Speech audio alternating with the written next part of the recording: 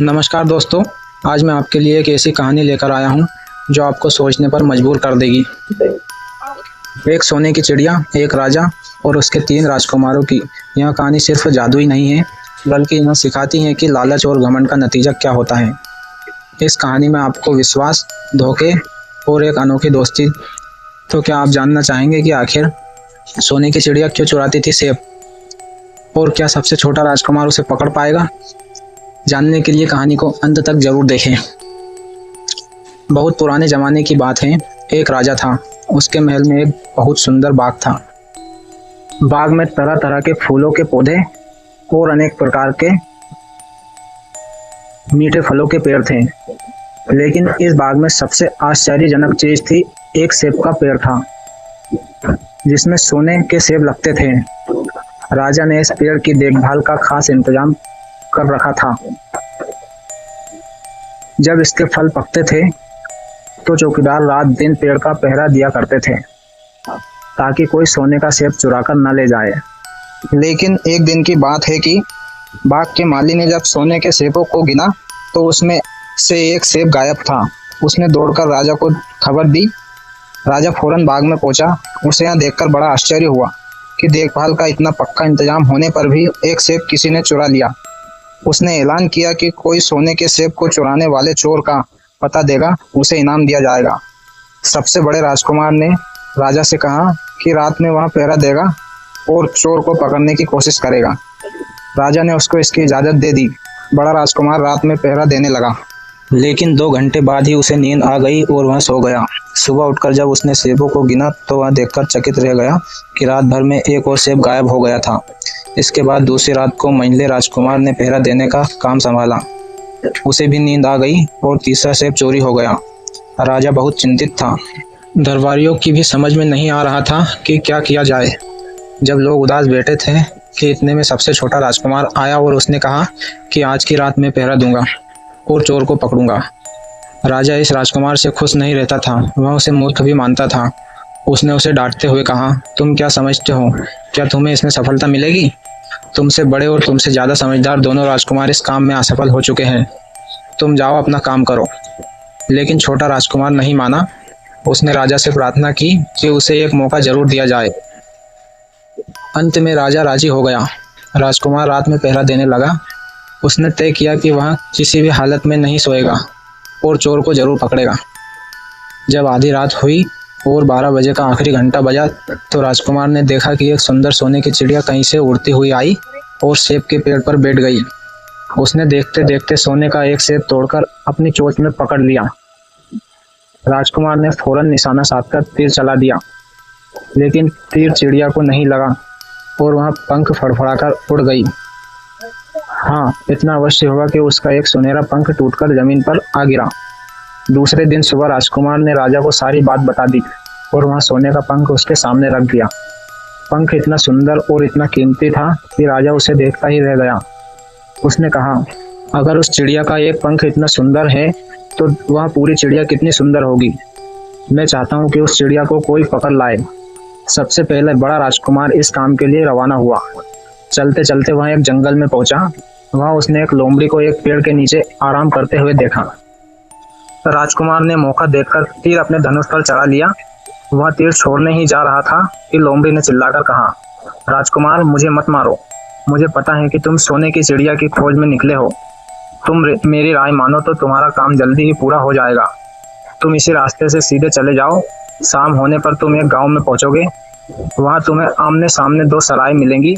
एक सराय खूब सजी सजाए और सुंदर सी होगी, लेकिन तुम उसमें मत ठहरना। तुम उसके सामने वाली दूसरी सराय में ठहरना, जो बहुत मामूली और देखने में भी भद्दी सी होगी। ऐसा करने पर तुम्हारा काम आसानी से पूरा हो जाएगा। लोमड़ी का बात सुनकर राजकुमार को हंसी आ गई। उसने डांट कर कहा, भाग जा यहाँ से, मुझे तुम्हारी सलाह की जरूरत नहीं है। यह कहकर उसने तीर छोड़ दिया, लेकिन लोमड़ी बहुत चालाक थी। वहां बचकर निकल भागी। राजकुमार आगे चलता गया। शाम को जब वह एक गांव में पहुंचा तो उसने देखा कि वहां सड़क के किनारे सचमुच 2 सराय थी।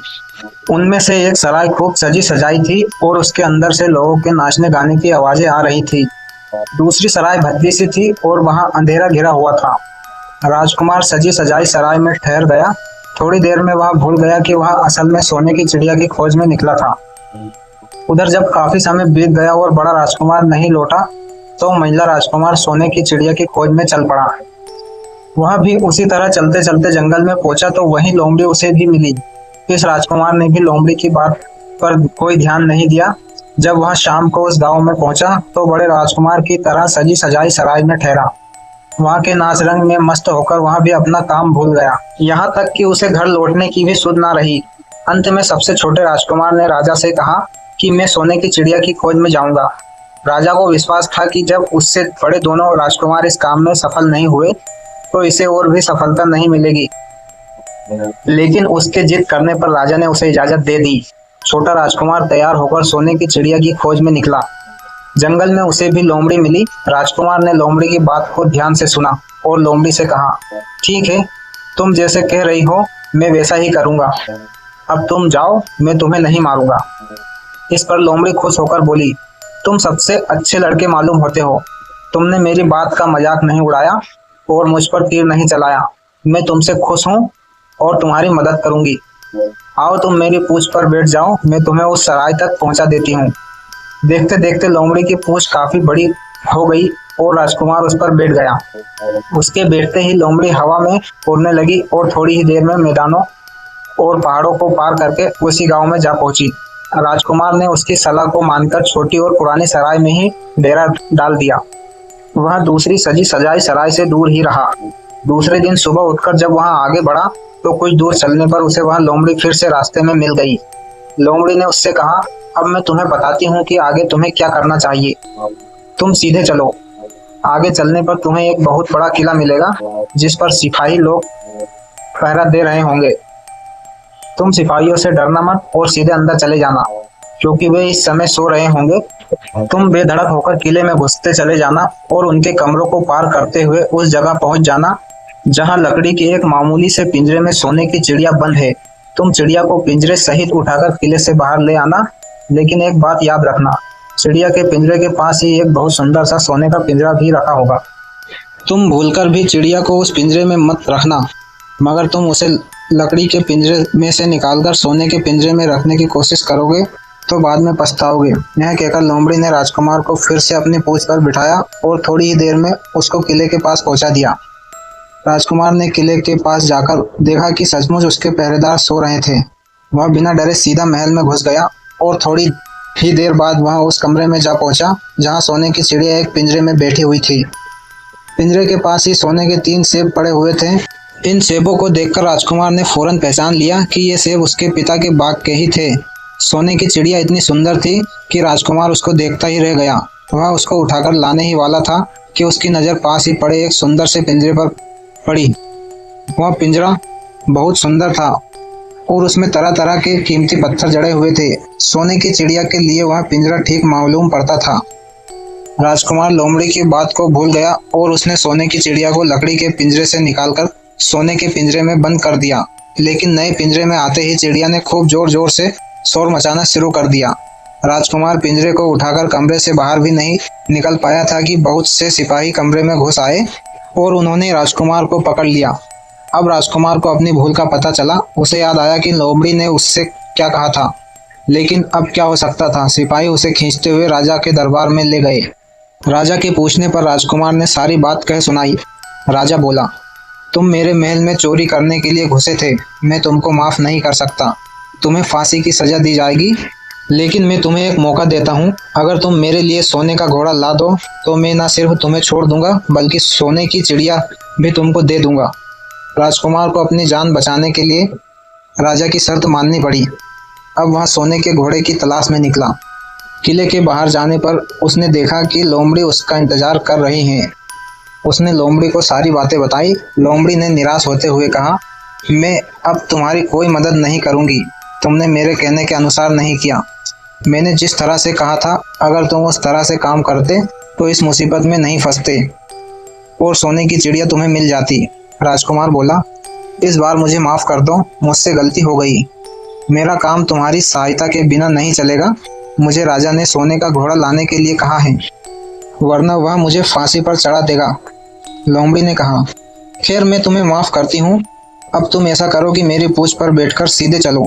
कुछ दूर जाने पर तुम्हें एक दूसरा किला मिलेगा। उसी किले की घुड़साल में तुम्हें सोने का घोड़ा बंधा हुआ मिलेगा। महल के नौकर चाकर सब सो रहे होंगे। तुम चुपचाप जाना और घोड़े को खोल लेना, लेकिन एक बात याद रखना, वहाँ घोड़े के पास ही घोड़े पर कसने के लिए 2 जीनें रखी होगी। उसमें से एक तो पुराने चमड़े की जिन होगी और दूसरी सोने की जिन होगी। तुम सोने की जिन को छूना भी मत और उस घोड़े पर पुरानी चमड़ी की जिन को कसकर सवार हो जाना और उसे दौड़ते हुए किले से बाहर चले आना। राजकुमार ने वादा किया कि वह ठीक ठीक वैसा ही करेगा। लोमड़ी ने उसको अपनी पूंछ पर बिठाया और कुछ ही देर में वह उसे ले किले के पास जा पहुंची। किले के पास पहुंचते ही लोमड़ी ने उसे नीचे उतारा और फिर वहां से चली गई। राजकुमार सीधा फटाक से किले में घुस गया। अंदर जाकर उसने देखा कि वहां के सभी नौकर चाकर सोए हुए थे। थोड़ी ही देर में वह किले की घुड़साल में जा पहुंचा। वहां एक बहुत सुंदर सुनहरा घोड़ा बंधा हुआ था। राजकुमार ने पास जाकर देखा कि वह घोड़ा सचमुच सोने का था। ऐसा सुंदर घोड़ा उसने सपने में भी नहीं देखा था। उसने आगे बढ़कर घोड़े को खोल लिया। जब वहां बाहर निकलने लगा तो उसकी नजर एक कोने में पड़ी हुई सोने की जिन पर गई। यह जिन बहुत सुंदर थी और इसमें हीरे मोती जड़े हुए थे। उसके पास ही एक फटी पुरानी चमड़े की जिन पड़ी हुई थी। इतने सुंदर घोड़े पर पुराने चमड़े की जिन कसना राजकुमार को अच्छा नहीं लगा। उसने सोने की जिन उठा ली और घोड़े पर कसना शुरू किया। इतने में घोड़ा जोर से हिनहिना उठा। किले के नौकर चाकर जाग गए। थोड़ी ही देर में राजकुमार पकड़ लिया गया। राजकुमार को सिपाहियों ने हाथ बांधकर अपने राजा के सामने पेश किया। राजा ने सारी बातें सुनकर कहा, तुमने मेरे घोड़े को चुराने की कोशिश की है, इसलिए तुम्हें फांसी की सजा दी जाएगी। लेकिन अगर तुम मेरा एक काम कर दो तो मैं तुम्हें छोड़ सकता हूँ। यहाँ से कुछ ही दूर एक सोने का महल है और उसमें बहुत सुंदर राजकुमारी रहती हैं। अगर तुम अपनी जान बचाना चाहते हो तो उस राजकुमारी को मेरे पास ले आओ। तुम्हें इनाम में यहाँ सोने का घोड़ा दे दूंगा। बेचारा राजकुमार वहाँ फिर से एक नई मुसीबत में फंस गया। उसे मजबूर होकर राजा की शर्त माननी पड़ी। अब वहाँ सोने के महल की खोज में निकला। कुछ दूर चलने पर फिर उसे वहाँ लोमड़ी मिली। पता नहीं कैसे लोमड़ी को सारी बातें मालूम हो गई थी। वह बोली, देखो तुमने इस बार भी मेरी बात नहीं मानी। मेरी बात मान जाते तो यहाँ नई मुसीबत तुम्हारे गले नहीं पड़ती। खैर, मुझे तुम पर दया आ रही है, मैं तुम्हारी मदद करूंगी। चलो मैं तुमको सोने के महल के पास पहुंचा देती हूँ। तुम महल के बाहर ही कहीं पीछे छिपे रहना। जब उसमें से शाम को राजकुमारी तालाब में नहाने के लिए बाहर आए तो तुम आगे बढ़कर उसका हाथ पकड़ लेना। जैसे ही तुम उसको छूओगे राजकुमारी तुम्हारे साथ आने के लिए राजी हो जाएगी। लेकिन एक बात याद रखना, तुम उसको वहां से अपने साथ ले आना। उसे वापस महल में मत जाने देना। वहां तुमसे कहेगी कि मैं अभी अपने माता पिता से मिलकर आती हूँ, लेकिन तुम उसकी बातों में मत आना, वरना फिर मुसीबत में फंस जाओगे। यह कहकर लोमड़ी ने फिर से अपनी पूंछ फैला दी और राजकुमार उस पर बैठ गया। देखते देखते लोमड़ी हवा में उड़ती हुई कुछ देर बाद सोने के महल के पास जा पहुंची। महल के पास पहुंचते ही राजकुमार एक पेड़ की आड़ में छिपकर बैठ गया। शाम को जब राजकुमारी नहाने के लिए किले से बाहर आई तो राजकुमार ने हिम्मत करके आगे बढ़कर उसका हाथ पकड़ लिया। उसके छूते ही राजकुमारी उसके साथ चलने के लिए तैयार हो गई। वह बोली, राजकुमार तुम मुझे जहाँ भी ले जाना चाहोगे मैं तुम्हारे साथ चलूंगी, लेकिन मुझे थोड़ी देर के लिए अपने माता पिता से मिल आने दो। राजकुमार ने कहा, नहीं, यह नहीं होगा, तुम्हें तुरंत मेरे साथ चलना पड़ेगा। लेकिन राजकुमारी रोने लगी। इतनी सुंदर राजकुमारी को रोते देखकर राजकुमार का मन पिघल गया। अंत में वह राजी हो गया और बोला, जाओ थोड़ी देर के लिए माता पिता से मिल आओ, लेकिन फिर तुरंत बाहर चली आना। लेकिन राजकुमारी ने जैसे ही किले में पैर रखा, किले के पहरेदार जाग गए और उन्होंने राजकुमार को पकड़ लिया। राजकुमार बहुत पछताया, लेकिन अब क्या हो सकता था। सिपाहियों ने उसे अपने राजा के सामने पेश किया। राजा बहुत निराश था। उसने उसी वक्त हुक्म दिया, इस राजकुमार को फौरन फांसी पर चढ़ा दिया जाए। यह सुनकर राजकुमार रोने गिड़गिड़ाने लगा। इस पर राजा ने थोड़ी देर विचार करने के बाद कहा, मैं अपनी आज्ञा वापस नहीं ले सकता, लेकिन अगर तुम मेरा एक काम कर दो तो तुम्हारी जान बच सकती है। हमारे किले में ठीक सामने यहाँ जो बड़ा पहाड़ है, इसके कारण हमारे किले की सुंदरता नष्ट होती है। अगर तुम 8 दिन में इस पहाड़ को खोदकर साफ कर दो तो हम तुम्हें क्षमा कर देंगे और राजकुमारी का विवाह तुम्हारे साथ कर देंगे। राजकुमार किले के बाहर आकर पहाड़ को देखने लगा। उसके हाथ में एक छोटी सी कुदाली थी। उसकी समझ में नहीं आ रहा था कि इतना बड़ा पहाड़ 8 दिन में वह कैसे खोद सकेगा। फिर भी उसे अपनी जान तो बचानी ही थी। इसलिए वह पहाड़ खोदने लगा। धीरे धीरे 7 दिन बीत गए। इतने दिन तक लगातार खोदने पर भी पहाड़ का सिर्फ एक कोना ही खोद सका। वह दुखी होकर बैठ गया। उसे तब अपने पर बहुत अधिक क्रोध आ रहा था। वह मन में कहने लगा कि अगर मैंने लोमड़ी की बात मान ली होती तो कितना अच्छा होता। लोमड़ी ने मुझको हर बार ठीक सलाह दी और मैं हर बार उसका कहना न मानकर नई से नई मुसीबत में फंस जाता हूँ। राजकुमार इस तरह सिर झुकाए बैठा था कि अचानक उसे अपने पैरों के पास लोमड़ी की पूंछ हिलती दिखाई दी। उसने नजर उठाकर देखा, सचमुच वहीं लोमड़ी खड़ी थी। लोमड़ी ने मुस्कुराते हुए कहा, क्यों, क्या हाल है? इस बार तो तुम्हारी मदद करने की मेरी जरा भी इच्छा नहीं थी, लेकिन मैं 7 दिन से तुमको पहाड़ खोदते हुए देख रही हूँ। मुझे दया आ गई और मैं तुम्हारी मदद के लिए चली आई। जाओ, तुम बहुत थक गए हो, सो जाओ, मैं थोड़ी ही देर में तुम्हारा काम पूरा कर दूंगी।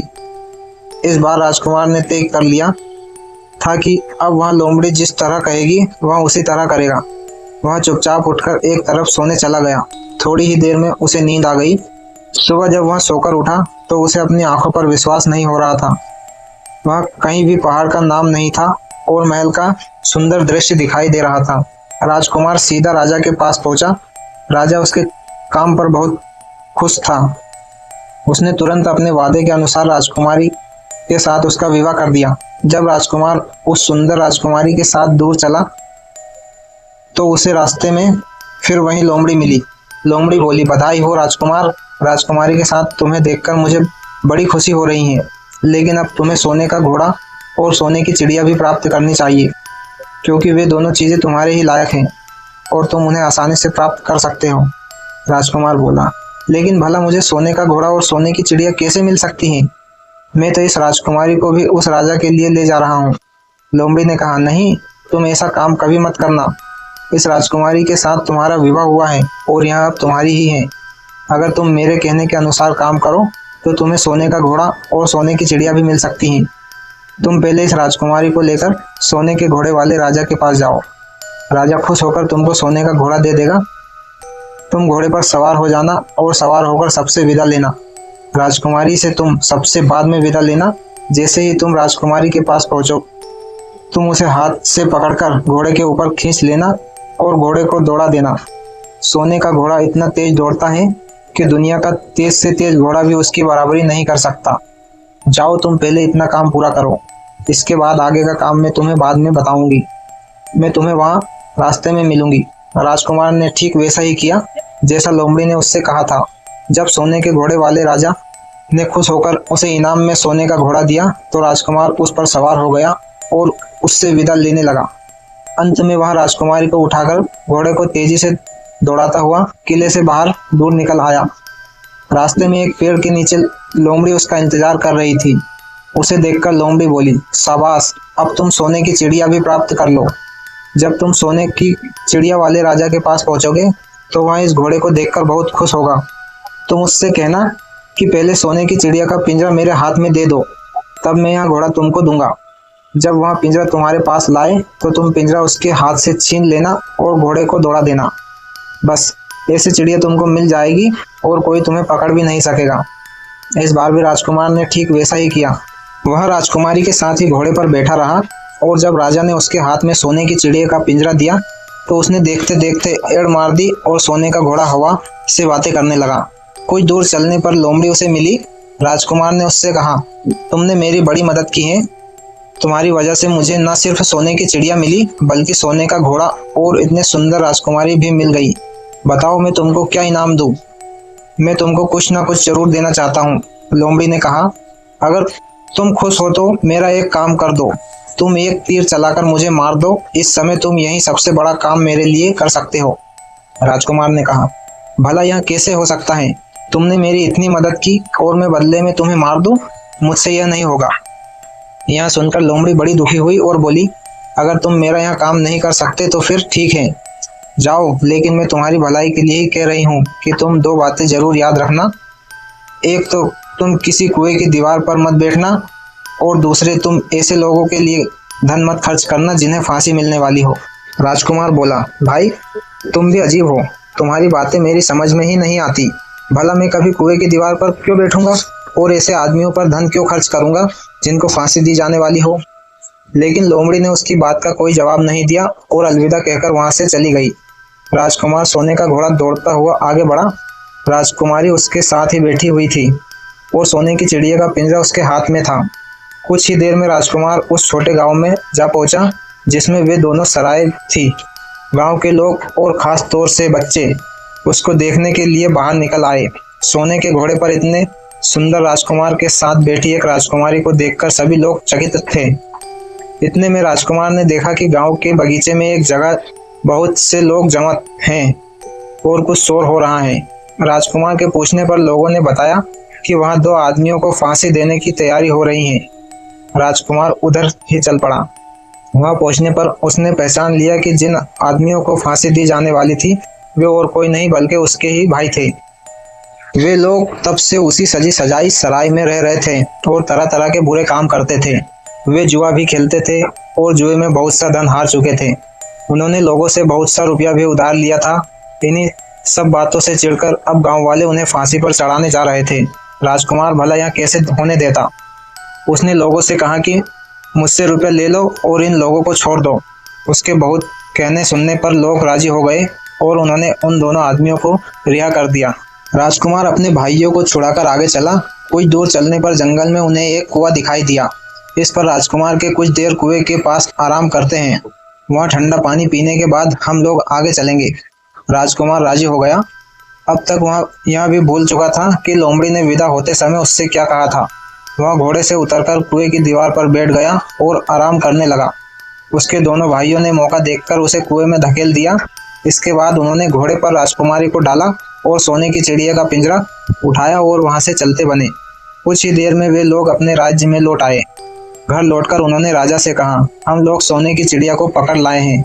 इसी चिड़िया ने हमारे बाग में से सोने के सेब चुराए थे। इसके साथ ही हम एक यहाँ सोने का घोड़ा और राजकुमारी भी लाए हैं। राजा बहुत खुश हुआ।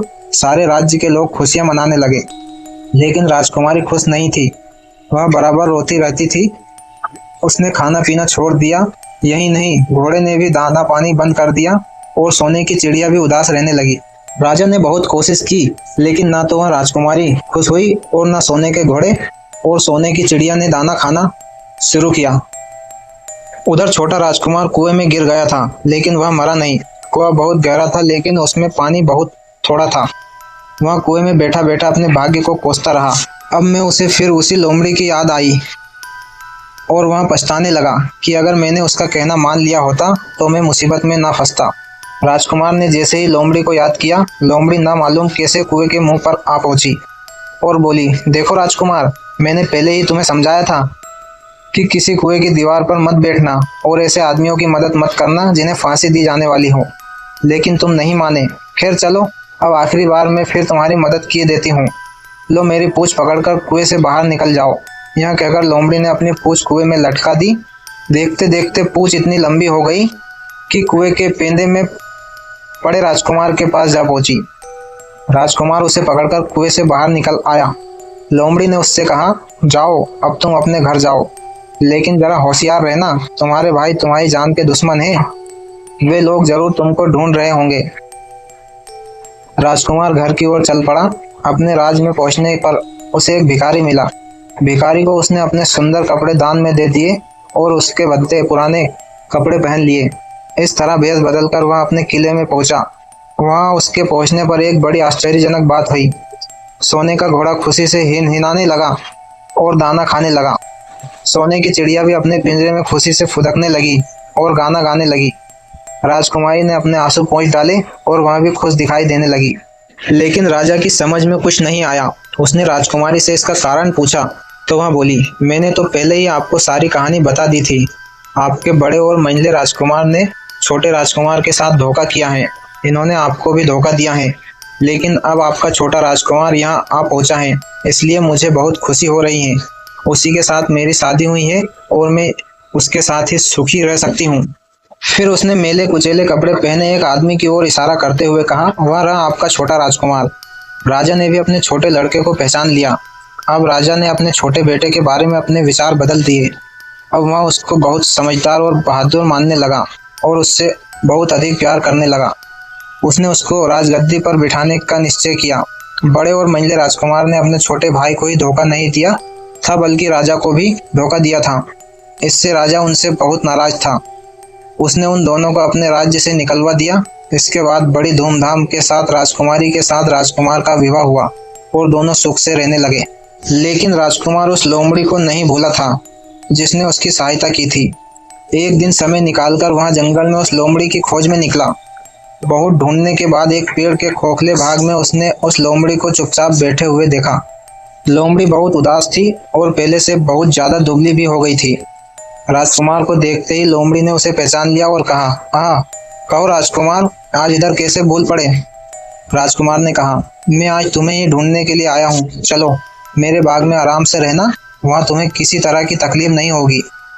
यहाँ तो जंगल में तुम्हें खाने पीने की तकलीफ होती होगी और जंगली जानवरों और शिकारियों का डर बना रहता होगा। लोमड़ी ने कहा, नहीं राजकुमार, मैं यहाँ ठीक हूँ। और भला अब तुम्हें मेरे दुख से क्या लेना देना? तुम्हारा काम निकल गया, अब तुम सुख से अपने राज में रहो। राजकुमार बोला, नहीं, तुमने मेरा बड़ा उपकार किया है। मैं तुम्हें इनाम देना चाहता हूँ और अपने साथ ही रखना चाहता हूँ। राजकुमारी भी बहुत खुश होगी, वह भी तुमसे मिलना चाहती है। लोमड़ी बोली, अगर तुम सचमुच मुझे इनाम देना चाहते हो तो मेरा एक काम कर दो। मैंने तुमसे पहले भी कहा था कि तुम तीर चलाकर मुझे मार दो, इसी से मेरा लाभ होगा। असल में एक जादूगर ने मुझ पर जादू कर रखा है। मैं लोमड़ी नहीं हूँ, मुझे उसके जादू के प्रभाव से लोमड़ी के रूप में रहना पड़ रहा है। मैं तो उसी देश का राजकुमार हूँ जहाँ की राजकुमारी से तुम्हारा विवाह हुआ है। असल में वह राजकुमारी मेरी छोटी बहन है। अगर तुम तीर चलाकर मुझे मार दोगे तो इस जादू से मुझे मुक्ति मिल जाएगी और मैं फिर अपने देश लौट सकूंगा। राजकुमार को यह सुनकर बड़ा आश्चर्य हुआ। उसने फौरन अपने धनुष पर तीर चढ़ाया और लोमड़ी की ओर छोड़ दिया। तीर के लगते ही लोमड़ी मर गई और उसमें से एक सुंदर सा राजकुमार निकल आया। फिर दोनों राजकुमार आपस में गले मिले। इसके बाद दोनों राजकुमार वापस महल में लौट आए। वहां राजकुमारी अपने भाई से मिलकर बहुत खुश हुई। तो दोस्तों, देखा आपने कैसे लालच, घमंड और बेईमानी का नतीजा बुरा होता है, जबकि सच्चाई, समझदारी और दयालुता हमेशा जीतती हैं। इस कहानी से हमें यह सीख मिलती है कि हमें हमेशा बड़ों की सलाह माननी चाहिए और अपनी भलाई के लिए कभी किसी को धोखा नहीं देना चाहिए। अगर आपको यह कहानी अच्छी लगी तो इसे लाइक करें और अपने दोस्तों के साथ शेयर करें। मैं जल्द ही मिलूंगा एक और नई कहानी के साथ। तब तक के लिए धन्यवाद।